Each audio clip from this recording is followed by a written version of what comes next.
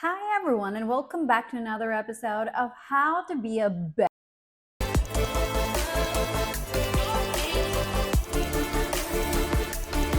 Don't forget to subscribe, hit the like button below, and ring the bell so you get notified for the future videos. This is not a channel for everybody. I'm not here to give you any kind of BS just to get the clout. I'm here to give you reality the way it is. I'm here to tell you how things really work, as opposed to how the society wants us to perceive things, as opposed to how men want us to perceive things. I'm here to reveal the truth and to help you get your power back in any kind of relationship. Breaking their ego is a huge thing. I'm not saying that if you're dating a very good guy and he's treating you very nice, you should go ahead and break his ego.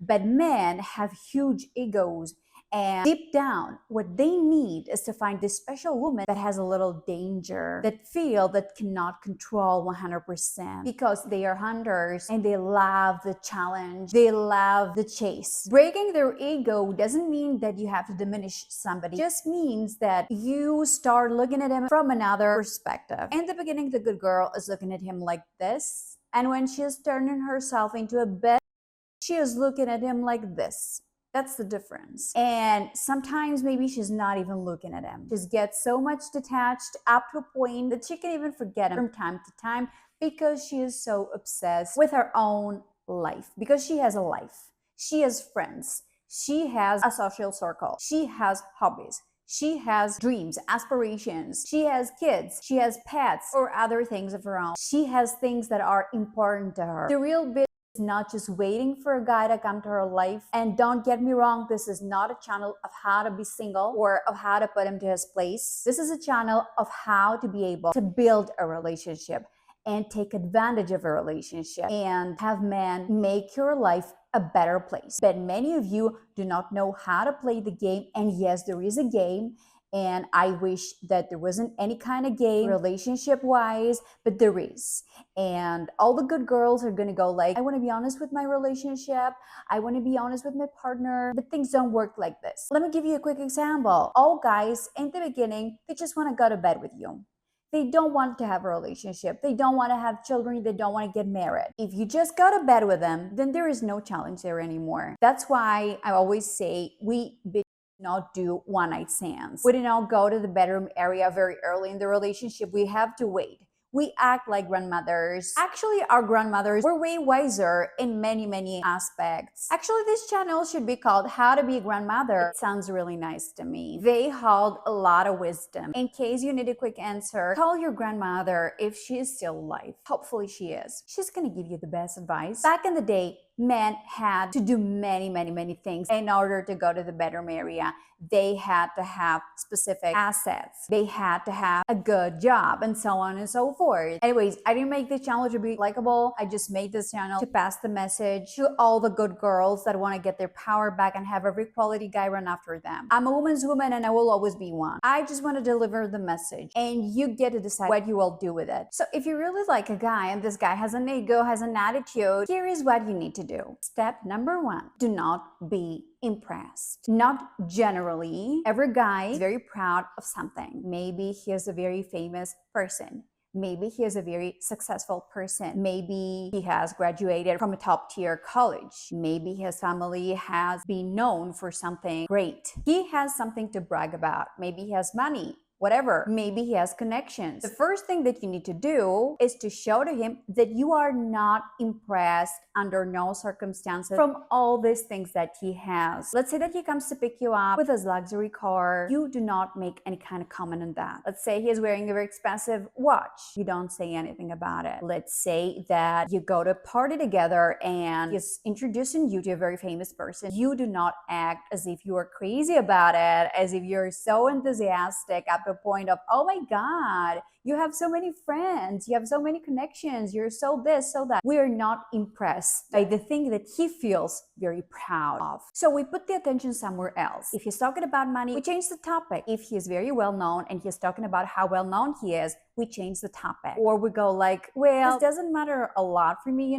so that he gets to understand that we are not impressed. The reason that we do that is that men are used to the good girls that like, wow, you did this, wow, you did that. that. So they get easily bored because these good girls actually give them the validation they want like this, like for free. They don't have to change, they don't have to work hard to get it. But it's this woman that they will work hard to get her validation, that they will always remember, that they will fall eventually for her, that she will always be their dream girl. It's only this girl, the unimpressed girl. So that's the first step to break their ego. The second thing is that you need to come off as a person that is totally focused on something very specific. It can be your career, it can be your friends, it can be whatever. Find something that your focus is there 100%, that you love it a lot, so that you can show to him that he has not 100% of your attention. Do not laugh at all his jokes. Do not make him feel that you are very happy when you're around him all the time. Give him a little happy face and that's all. You don't have to act throughout the date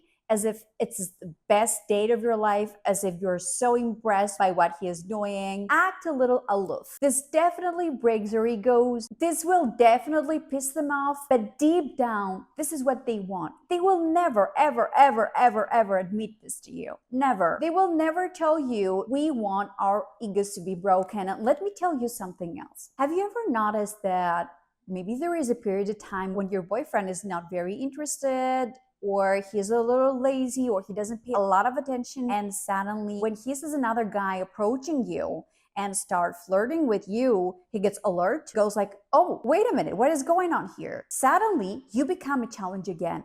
Always remember that. Whenever you see your boyfriend, your man, if you're married, acting like a little weird, a little I don't care about you anymore, you always put your best outfit on, your best perfume, and you go out with your friends, and you don't give him a lot of information, and you don't pick up the phone, and you always make him wonder how many guys are flirting with you. But never, never talk to him about other guys. Never say to him, oh, you know how many guys are flirting with him. This will definitely turn him off for sure. Keep it to yourself. Just give this information in a way that it's not like out there. Make him stress about losing you. And another very good tip is that you should be happy. If you're not happy with your life, it is totally okay. There are many, many times that no one of us are happy with our lives. But if you pretend to be happy, you become more of a challenge. This is one of the golden rules that every knows. When you come off as like, oh, you know, I have this issue and I have this problem with my life, you're not a challenge. If you're happy and if you have a good energy, even if you pretend to have one, you become a challenge. It's automatic. I really don't know how it works, but I can definitely tell you that it does work. I guess that when you come off as a happy person, you're more carefree.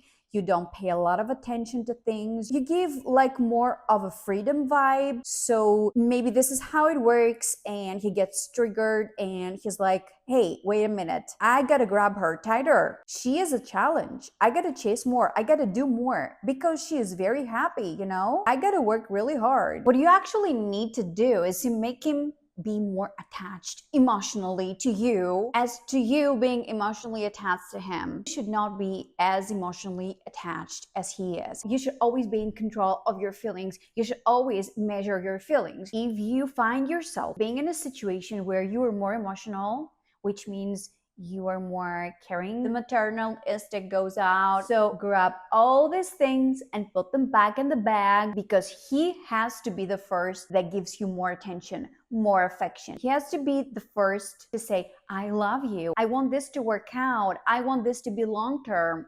He has to be that person. Also, another thing that I mentioned in another video in the past is what happens during a fight. If you have a fight, in order for you to break his ego after a fight, you never call him back. You never say you're sorry. It's this time that he has to learn that you are priority, that he has to make anything possible to make you happy, because happy wife, happy life. How many times do I need to say that? Everybody knows that. If you're a smart man, you keep your wife or your girlfriend happy. That's it. And again, not all men need their egos to be broken. But even if you are in a very successful relationship and you are in good terms with your partner and everything is great, still there will be times where he will give you an attitude every now and then. And that is a time when you need to break his ego. If he's given you an attitude, you need to put him in his place. Do not shout. Do not nag. If you have an issue with how he treated you, you just disappear. You disappear, you go out more with your friends. He can see how nice you dress. He comes to you and he says, we need to talk about this. And you go like, yeah, for sure, but not right now, maybe another time. So you make his life miserable. You make him regret giving you a hard time in the first place. Never be with a man that is giving you a hard time. I've seen many girls out there dealing with huge issues, and they don't know that there is another life out there, that there are good guys out there that can actually give you princess treatment, or you are not setting the right boundaries.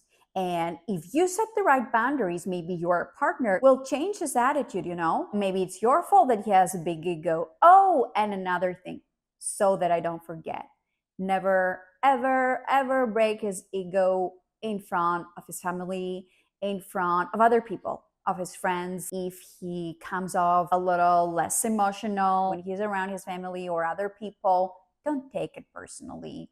Don't try to break his ego when other people are around. This is something that you need to do in private. There is nothing worse for a man to be embarrassed in front of other people by his girlfriend. And let me repeat myself and say that deep down, he always wants to feel this anxiety of losing you. The anxiety that there will be a point that someone else will come closer to you and he will steal you from him. He needs to feel that. This triggers him. This gives him life. This gives him a reason to chase you. If you come off as a person that makes him feel 100% secure, he will get bored. You will stop being a challenge. You need to have some guys around you in your workplace or in your wider social circle that are potential future partners, so that he is afraid that if he's not treating you very well, you have other options as well. And now it's the time to tell you what's the solution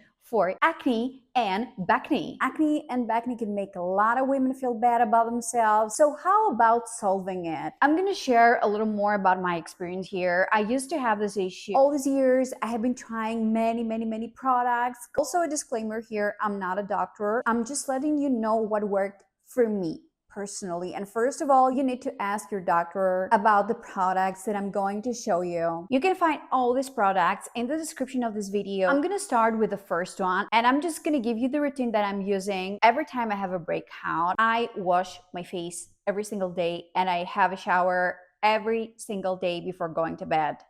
And I'm always using this soap that you can see here. So what this actually does is that whenever you have a pimple, whenever something's wrong with your skin, it doesn't let it grow. And then after that, I'm using this product, which I already have in the shower with some cotton pads, and I just put it on the spots where there is an issue. When it comes to your face, you can apply it in all the surface, and the next day your skin is like 10 years younger. You have no idea what this does to your skin. No idea. So you let it sit there for a couple of minutes, and then you wash your skin with clear water, and then I go out of the shower and I apply this amazing cream. This cream does wonders. It's for the dark spots again, for the pigmentation. And after that, I apply what else? Castor oil, and I go to bed. The next day, you can definitely see a difference in the dark spots. You need to know that I'm not giving you BS, neither in the relationship area nor in the product area. Whatever you're gonna see here, it's my honest opinion. 100%. And I'm so happy that I got this combo of products, because there were many years that I didn't know what to do, and I've been spending so much money here and there and no results. I'm really happy that I did a lot of research online and I found this product. They are going to save your life. About castor oil, I need to make a whole video out of it about the benefits.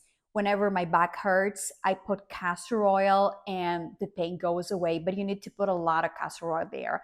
If my wrist is in pain, I put castor oil and the pain goes away. It actually dissolves toxins of the body. This is how I feel it's used. When you put it on your face, when you have dark circles, you need to put a lot of it in order for you to see difference, but you can see the difference and you're like, is this my face? There are so many products out there that they cost a fortune and they promise things that they never deliver.